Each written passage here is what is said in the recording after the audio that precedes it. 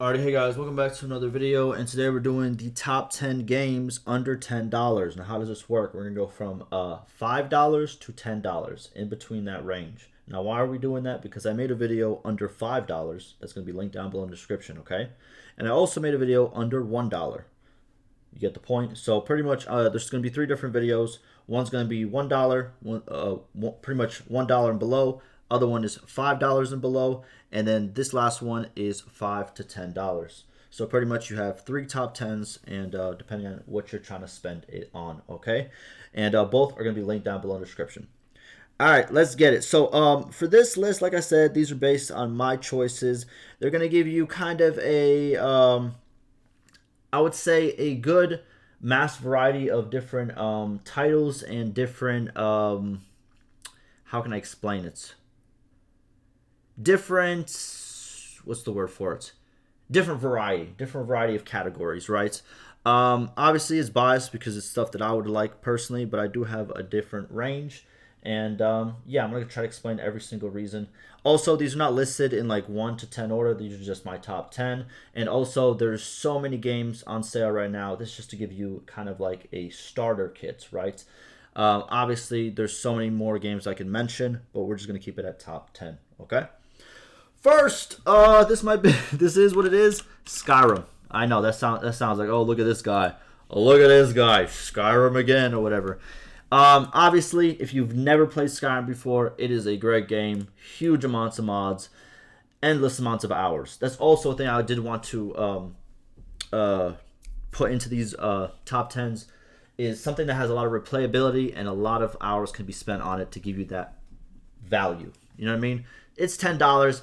Don't get all the extra other stuff. Like, forget all this. I don't know what all this stuff is. Just get this and then get to modding. It's pretty good. All right.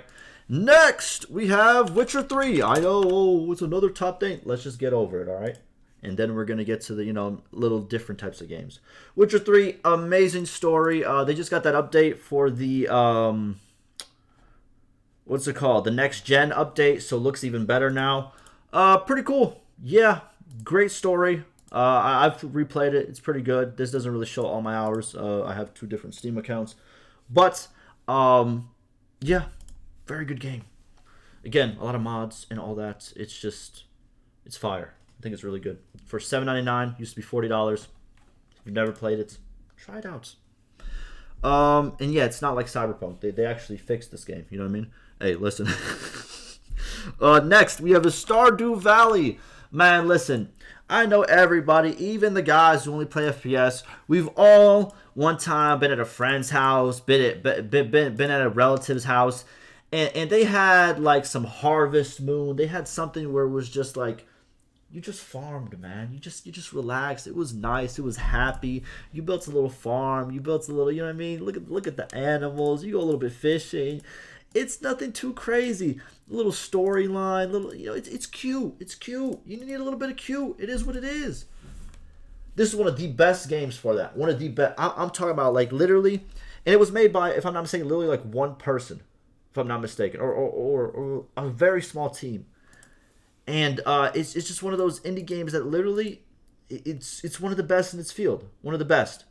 Obviously, you build a farm, all the stuff that comes with it, all the stuff that you can even think of. And don't forget, huge mining community again.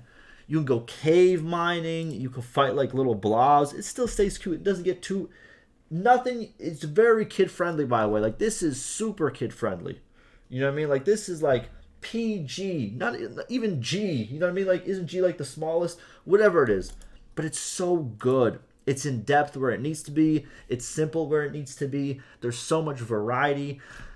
It's just, there's nothing like it. There's events. You can like build relationships with people. Your decisions change how the town, what happens in the town. Seasons, years pass, random events happen. There's unique drops for everything from fishing to just gathering to plants. Oh my goodness. Oh my goodness. It's so much. It is so much content. It is so good. And it's literally $8.99 right now. I know it's only $15 a normal day, but this game, if you have not tried it yet, forget even if you were like, oh, I don't like these type of kid games, whatever. Please just try it. It's so good. Like I'm literally rooting for it so much because look at this. You ever seen this before? 98%, for almost a million. That's crazy. I'm just saying, really good game. Next we have is Disco Elysium. Also, the final cut right here. This is a big discount. It's $40 now. It's only $9.99. What is this? It is immensely. It's such a good story game. It's not like any like action, well, kind in a way, but if you're looking for super in-depth like story, characters, just something to really take a deep dive in. As you can see, there's so many options, and the options they all matter, and it's just they did it really well. Your decisions really matter. Like they did it really well. Like it's one of the best in the genre. Yeah, it's a little bit to get into. Definitely, there's a lot of replayability, and it's one of those games. Yeah, I think it's definitely worth it. If that's what you're looking for. Next, Middle Earth, Shadow of War. This game is like it's based on. I don't want to get this wrong. Is it the movie or the books? I'll be honest with you. I've seen some of, if I'm not mistaken, the movies or something similar to it. I'm not very deep into the lore. I'll keep it honest with you, but I have played this game a lot. I really like it. It's only $7.49. It's usually $50. What is this game really? It's very simple. You're this guy. He's really unkillable, and you fight like all these orcs. What the cool thing about these orcs is they also level up, and they level up by killing you. They also level up over time, and the crazy thing is, you how can I explain it? The orcs are in a way randomly generated, but they're always unique. They always have such unique personalities, and it always feels like there's an infinite amount. And since they can get upgraded, you see their progression, and it's so. How can I explain it? No game has ever done this. Like I don't know how to explain this system of where like the orcs they level up, they have like their own personalities. Like randomly you'll just get saved by an orc, or randomly you'll get attacked, you'll get hunted. Some of the orcs are overlords. You can take over the kingdoms. You can take over some orcs. It's just. You gotta play it to believe it. Like, it's so good. The combat is insanely good. I think the graphics are still insanely good. The gameplay, like I said, is just beautiful. Beautiful. There's a channel out there, by the way, on YouTube. There's a dude who still is just playing this game. He's playing like the most on the most hardcore difficulty, and every single day, like literally almost every single day, he posts like a new orc that he discovers or a new orc he defeats, and it's always another random like it's crazy. I don't know how to explain it. It's just huge replayability, insane, like bonkers. Really good game. Next, Kingdom Come Deliverance. Played a little bit. It's a very good medieval game. If you like medieval fighting, it's very realistic. It doesn't hold your hand. You have to figure it out. And yeah, really good. You know what I mean? It won a lot of awards. It's usually what, $30 now. It's $7.50. I think is definitely worth it. The graphics are still good. Like I said, the mechanics are really good. You have to actually be kind of good. You have to actually kind of learn. You won't just start the game being all-knowing. You'll start the game being, a noob, and then you work your way up. If you want to play something like that, this is the game for you. Next, Resident Evil 7. Biohazard. If you have not played this, it is an amazing story. Super amazing story. It's horror. It has a little bit of FPS moved into it.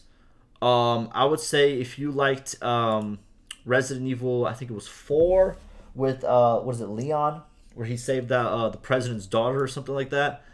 This one is very similar, but it's more updated in terms of gameplay mechanics, kind of like how you move, how you do stuff. It's very similar. Obviously, completely different story though, but very similar. So if you like that one, this is it.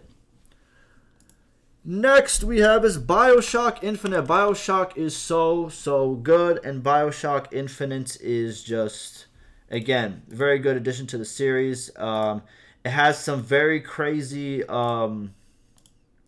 topics, you know what I mean, in them. Obviously, BioShock likes to, include things like that, like kind of disturbing topics. So be aware of that. terms of gameplay, story, I think it is overall very, very good. It is a classic in my eyes. BioShock, all the BioShocks are classics in my eyes. So very good for the price of $7.50. Used to be $30. Very good. Good story. Next, GTA 4 Complete Edition. Listen. If you have not played GTA 4, for example, and you played GTA 5, I don't know what you're doing. $5.99 Complete Edition. You get all the DLCs. Bro, you need to do this story. You need to play with Nico. You need to. It is a classic. And it's just disrespectful to the reviews, to be honest with you. But that's probably because of the launcher that they recently removed, if I'm not mistaken. That's probably what all the reviews are about. You know how the GTA launcher, which was really annoying, kind of like how you launch the game. But in terms of the gameplay, the story, just the overall mechanics, GTA 4 is a classic in my eyes, and it's a good grab right now for $5.99. Lastly, Fallout 4 Game of the Year. Fallout 4 Game of the Year. Why did I choose this? A lot of people like it. I'll be honest with you, I put Fallout New Vegas under the $5 category in my other video. But Game of the Year for all this stuff, $7.99 is pretty good in my opinion. Yeah, it's a good game. It's a more modernized, how can I explain it? It's a more modernized Fallout. How can I explain it? It's more FPS. It's definitely a lot more FPS to it. It's the graphics look a little bit more, I would say, cartoonish at times. Like, you know what I mean? Just at times. The UI obviously looks more minimalistic and more modernized, right? Personally, I still like the older Fallouts over Fallout 4, but it has a huge following. You know what I mean? Usually people who like Fallout 4, they really stick to it, kind of the same way that people have stuck to a Skyrim, right? Or, you know, each Fallout has like its own little player base that's always gets stuck to it. Fallout 3 has it, Fallout New Vegas has it, and now Fallout 4 has it. It's a good game. I think it's worth it. But that would pretty much do it for my under $10. Again, there's a lot more games I could go over, but that is just my top 10. If you have not tried them, if you want to try them, it's a good time for it. Check out my other videos, under $5, under $1, and I have a bunch more, to be honest with you. So go check all those out. Links down below, and I will see you in the next one.